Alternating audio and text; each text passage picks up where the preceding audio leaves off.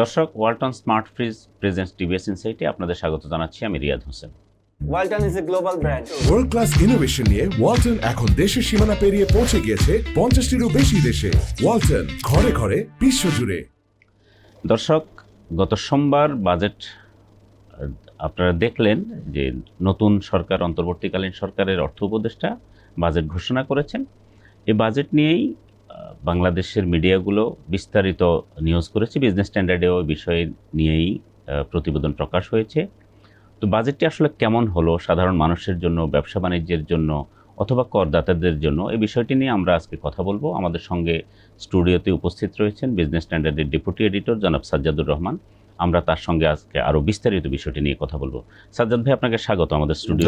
ধন্যবাদ। আসলে এই যে বাজেটটা হলো, আমরা যদি বলি অন্তর্বর্তীকালীন সরকারের এই বাজেটে নতুন কি কোনো কিছু আপনি দেখেছেন? আচ্ছা, নতুন যদি আপনারা বলি যে এই বাজেটের একটা ক্ষেত্রে এটা এক ধরনের রেকর্ড বলা যেতে পারে যে বাংলাদেশের ইতিহাসে 72-73 সাল অর্থবছর থেকে তো বাজেট হচ্ছে। সো এই আপনার 25-26 যেটা প্রস্তাবিত করা হলো, তো এই ধরেন যে 54 বছরের ইতিহাসে এই বাজেটে আমরা দেখলাম যে প্রথম নতুন বাজেট আগের অর্থ বছরের যে প্রস্তাবিত বাজেট সেটা থেকে আকারে কম। এটা হচ্ছে 0.9%। এটি এর আগে কখনোই হয়নি। এর আগে কখনো হয়নি। সবসময় বাজেট বাস্তবায়নে আমাদের চ্যালেঞ্জেস আছে, এটা অর্থনীতিবিদরা বা বিশেষজ্ঞরা সবসময় বলে, কিন্তু সবসময় হচ্ছে প্রস্তাবনা একটু বেশি করা হতো। তো এবারে সেটা করা হয়নি, এবারে সেটা কম বাজেট দেওয়া হয়েছে। বাট সেটা বর্তমান অর্থবছরের যে রিভাইজড বাজেট সংশোধিত সেটা থেকে এটা হায়ার আছে 6%-এর উপরে। তো আপনার এটা ধরেন যে এক ধরনের একটা ভিন্নতা এটা। তো এখন আসতে পারে যে আসলে কেন এরকমের করলো, যে বাজেটটা এরকমের আকারের ছোট।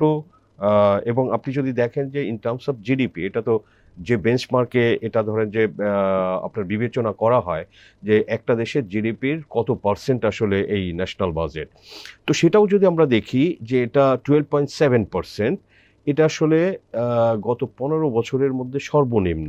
তো সেটাও কিন্তু এক ধরনের ধরেন যে এই বাজেটের একটা ভিন্নতা, মানে যে টাইট তারা আসলে স্পেন্ডিংয়ের ক্ষেত্রে, তো সেটা কিন্তু আসলে এটা আমরা পরিষ্কারভাবে দেখছি যে বাজেটের আকারটা ছোট এবং সেটা আপনি ধরেন যে কোনো বছরের তুলনায় এখানে তারা অনেক রকমের যেটা বলে সংকোচন মূলক যে স্টেপ। এই সংকোচনটা কেন হতে পারে? এটি কি এমন হয় যে গত বছরগুলোতে সরকার বিশাল বাজেট দিত, বছর শেষে আবার সেটি বাস্তবায়ন করা যেত না? এটিকে কি বাস্তবায়ন যোগ্য করার কি কোনো একটি উদ্দেশ্য হতে পারে? মেবি এটা দিস ক্যান বি। আপনি তো জানেন যে ফাইন্যান্স অ্যাডভাইজার তার যে বাজেট বক্তৃতায় সেখানে কিন্তু বলেছেন যে আমাদের আসলে growth is not our target. যে আগের সরকারগুলো দেখবেন পলিটিক্যাল রাজনৈতিক সরকারের জিডিপি গ্রোথ, উন্নয়ন, এগুলো এক ধরনের এজেন্ডা থাকে। তো এরা তো আসলে নন পলিটিক্যাল সরকার, টেকনোক্র্যাট। এবং আপনি জানেন যে ফাইন্যান্স অ্যাডভাইজার সহ প্রধান উপদেষ্টা, প্ল্যানিং অ্যাডভাইজার, বাংলাদেশ ব্যাংকের গভর্নর সবাই কিন্তু বাংলাদেশের রিনাউন্ড ইকোনমিস্ট। তো আমরা আসলে পূর্ববর্তী বছরগুলোতে বাজেট কেমন হলো সেগুলো নিয়ে আমরা কথা বলতে গেলে এই টপ ইকোনমিস্টদের সাথেই কিন্তু আসলে রিঅ্যাকশান সেগুলো নিতাম। সো এরা যেহেতু এক্সপার্ট, তো সেটা হয়তো মাথায় ছিল যে আমার প্রস্তাবনা, আমার যেহেতু আয়ও কম আছে, আপনি জানেন যে রেভিনিউ টার্গেট যেটা এই বছর দিয়েছে, যেটা আপনার রিভাইজ থেকে এটা ধরেন যে কত নিয়ারলি 8% মনে হয় হায়ার টার্গেট। কিন্তু এখানে 10 মাসের যে আমরা কালেকশনের ডেটা যদি সেটা দেখি, তো এটা কিন্তু আসলে যেটা রিভাইজড করেছে 4,78,000 কোটি টাকা, সেটা পরিষ্কারভাবে বলে দেওয়া যায় যে এটা হবে না। এটা কোনোভাবেই 4,30,40,000-এর উপরে যাবে কিনা এনবিআর ট্যাক্স, এটা আরো কম হওয়ার সম্ভাবনা। সিপিডি বলছে এটা এখানে প্রায় 1 লাখ কোটি টাকার মতো গ্যাপ থাকতে পারে। হয়তো ধরেন যে এই বিষয়গুলো মাথায় আছে তাদের, যেহেতু তারা প্রথিতযশা অর্থনীতিবিদ বাংলাদেশের। তো আমি সেদিক দিয়ে বলবো যে জিনিসটা এটা ঠিকই আছে, আয় অনুযায়ী আসলে ব্যয় করা। বাট ইভেন দেন এখানে ধরেন যে ডেফিসিট ফাইন্যান্সিংও কিন্তু আসলে আপনি যদি দেখেন যে ইন টার্মস অফ সেটা জিডিপি সেটা কম আছে 3.6%, যেটা 5%-এর মধ্যে একটা কিন্তু স্ট্যান্ডার্ড বাংলাদেশ সবসময়ই ছিল। তো সেটা কিন্তু আসলে এরা যে আরও সংকোচন, সেটার আরও একটা উদাহরণ হচ্ছে যে ডেফিসিট, যেটা 3.6%-এ রাখা। তো এটাও ধরেন যে এদের আমি বলবো যে একটা যে টাইট স্ট্যান্স বা সংকোচনমূলক যে নীতি বা পদক্ষেপ, সেটাও কিন্তু এখানে আসলে প্রতিফলন হয়। বাজেটে সবসময় একটা বিষয়, বাজেটের পরে চুলচেরা একটা বিশ্লেষণ হয় যে বিনিয়োগ কর্মসংস্থানের জন্য বাজেটে আসলে কি হলো, অতীতের বছরগুলা স্বাভাবিকভাবে হয়েছে। আমরা এই বাজেটে আসলে কি দেখি? বিনিয়োগ কর্মসংস্থানের জন্য কি বান্ধব বলা আচ্ছা। যায় এটা? দেখেন, এটাই যদি বলি যে আসলে আপনার বিগেস্ট উদ্বেগের বিষয় বাংলাদেশে ধরেন, আপনি সবসময় কিন্তু ধরেন যে কিভাবে এর আগে তো আসলে 15 বছর একটা সরকার ছিল, সো তাদের একটা ধারাবাহিকতা ছিল। তারা প্রচুর খরচ করেছে প্রকল্পে, বিভিন্ন ধরনের বড় বড় প্রজেক্ট। ইয়েস, চুরি হয়েছে, বাট তারা কিন্তু এগুলো অনেক কিছু ধার করে এগুলো খরচ করেছে। সো এখানেও ধরেন যে তো সেখানে তখন আসলে ওই গ্রোথটাকেও কিন্তু বলা হতো জবলেস গ্রোথ।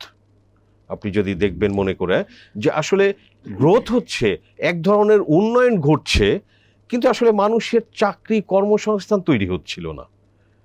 তো এখানে কিন্তু আপনি তো পরিবর্তিত পরিস্থিতি, যখন জুলাই অগাস্টের গত বছরের পরে যে আপনার এই গণ অভ্যুত্থান, শেখ হাসিনার পতন অ্যান্ড পলায়ন, তো তারপরে যে প্রফেসর ইউনূসের নেতৃত্বে যে নতুন সরকার, তো এখানে কিন্তু ধরেন যে আপনি যেহেতু গত 10 মাস আমরা দেখেছি যে ল অ্যান্ড অর্ডার কিন্তু এখনো আসলে ঠিক মানে একটা শক্ত অবস্থানে কিন্তু এখনো আসেনি। তো আপনি বিনিয়োগ পরিস্থিতি কিন্তু আসলে এটা সমস্ত ধরনের যে ডেটা, তো সেটা বলে যে বিনিয়োগ পরিস্থিতি আসলে ভালো না। ব্যাংকের সুদের হার বেড়ে গেছে, যারা এক্সিস্টিং ব্যবসা করছে তাদের উপরে এক ধরনের খুব অতিরিক্ত চাপ তৈরি করছে কস্ট অফ ডুইং বিজনেসের ক্ষেত্রে। তো এই যে গত আসলে বেশ কয়েক মাস আসলে এই সব বিভিন্ন কারণে আপনার এনার্জি যে অনিশ্চয়তা, জ্বালানির অনিশ্চয়তা, এটা আর একটা মেজর কনসার্ন যে বিনিয়োগ হচ্ছে না। তো সবার কিন্তু একটা আপনার খুব আকর্ষণ ছিল আসলে যে বিনিয়োগ, এটারে এনকারেজ উৎসাহিত করার জন্য এখানে আসলে কি ধরনের থাকে। তো আপনি জানেন যে, তো সেখানে কিন্তু আমরা যেটা দেখলাম যে বিজনেস লিডার, ট্রেড বডিজ যারা আছে, তাদের সোফার রিয়েকশনে, যেমন আপনি যদি বলি যে এমসিসিআই আজকে যে তারা একটা স্টেটমেন্ট ইস্যু করেছে, তারা বলছে যে ইনভেস্টমেন্ট ক্লাইমেট নিয়ে দে আর ডিপলি কনসার্ন, গভীরভাবে তারা উদ্বিগ্ন। তারা বলছে যে আসলে এই যে ইনভেস্টমেন্ট বুস্ট আপ করার জন্য তো কিছু করা হয়নি, এরকম কিন্তু সবাই বলছে। আমরাও দেখেছি যে বাজেটের মধ্যে আসলে এগুলো হয় কি, আপনি নতুন কোনো বিনিয়োগের ক্ষেত্রে আপনার ইনসেন্টিভ দেওয়া যেতে পারে, আপনি পলিসি সাপোর্ট বা বলা যেতে পারে যে এই ইন্ডাস্ট্রিতে বিনিয়োগ করলে 10 বছর আপনার ট্যাক্স ফ্রি থাকবে, হ্যাঁ, বা এক্সপোর্ট করলে এক ধরনের ইনসেন্টিভ দেওয়া হবে। সো আসলে এই বিষয়গুলোই একদম মিসিং, এবং যেটা হচ্ছে যে আপনি সবাই চাই যে এক ধরনের স্থিতিশীলতা, রাজনৈতিক স্থিতিশীলতা থেকে শুরু করে আইন শৃঙ্খলা পরিস্থিতি, এইসব বিষয় আপনি জানেন যে বিনিয়োগে ব্যবসায়ীদের কিন্তু বিনিয়োগের যে সিদ্ধান্ত, সেগুলোতে কিন্তু এগুলো কাজ করে, এবং সে আসলে জ্বালানি পাবে কিনা। এখন যদি কেউ 500 কোটি টাকা দিয়ে একটা ফ্যাক্টরি করে, সে আসলে 1 বছর পরে ফ্যাক্টরিটা রান করবে, জ্বালানি পাবে কিনা, স্থিতিশীল পলিসি পাবে কিনা, এই সরকারের পলিসি দিল পরে তখন আসলে সরকারে কারা থাকবে, হ্যাঁ, এরা। সো এই ধরনের ধরেন যে বিভিন্ন রকমের অনিশ্চয়তার কারণে তো কিন্তু বিনিয়োগটা হচ্ছে না এবং কর্মসংস্থানও হচ্ছে না। তো সেটা কিন্তু এই বাজেটে যেটা বলছে ব্যবসায়ীরা, যে এটা আসলে মিসিং। এখানে ইন্ডাস্ট্রির উপরে কি ট্যাক্সের চাপ বাড়ছে? ইন্ডাস্ট্রির উপরে দেখেন বেশ কিছু জায়গায়, অথবা আমরা যদি ব্যবসা বলি, রাইট, তো সেখানে আপনি দেখবেন যে ইন্ডাস্ট্রির কিন্তু বেশ কিছু ইন্ডাস্ট্রিতে আপনার ট্যাক্সের যে অব্যাহতিটা, এক্সেমশনটা, সেটা কিন্তু বর্ধিত করেছে।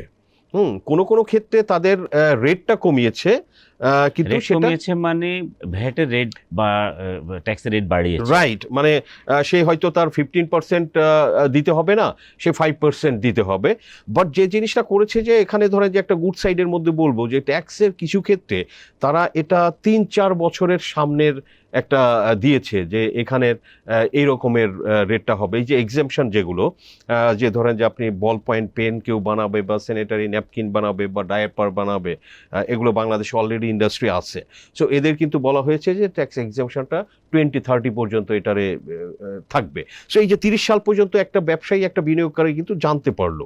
তো সিমিলারলি কিন্তু ধরেন যে ইন্ডিভিজুয়ালের ক্ষেত্রেও যেটা আপনি জানেন যে ট্যাক্স ফ্রি ইনকাম লিমিট বাড়ানো হয়েছে 25,000 টাকা, কিন্তু সেটা কিন্তু আসলে 26-27 অর্থ বছর থেকে, যেটা আসলে যে বাজেট প্রস্তাব করা হয়েছে সেটা 25-26 অর্থ বছর, তার মানে তার পরের বছর থেকে এই রেটটা বাস্তবায়ন হবে এবং সেটা 2 বছরের জন্য থাকবে। এটাও এক ধরনের আমি মনে করি যে অন্তত জানলো ট্যাক্স পেয়াররা যে আমার আসলে 27-28 সাল পর্যন্ত এই রেটে দিতে হবে।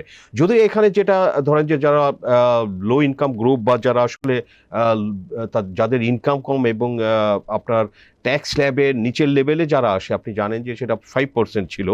সো ওইখানে এক ধরনের আপনি একটা যেটা 10% একটা স্ল্যাব, যারা 5% দিত এটা আসলে 10% হয়ে যাবে। অর্থাৎ কিছুটা নিচের সারির যারা করদাতা হ্যাঁ, তাদের উপরে প্রেশার, তাদের উপরে একটা প্রেশার পড়বে।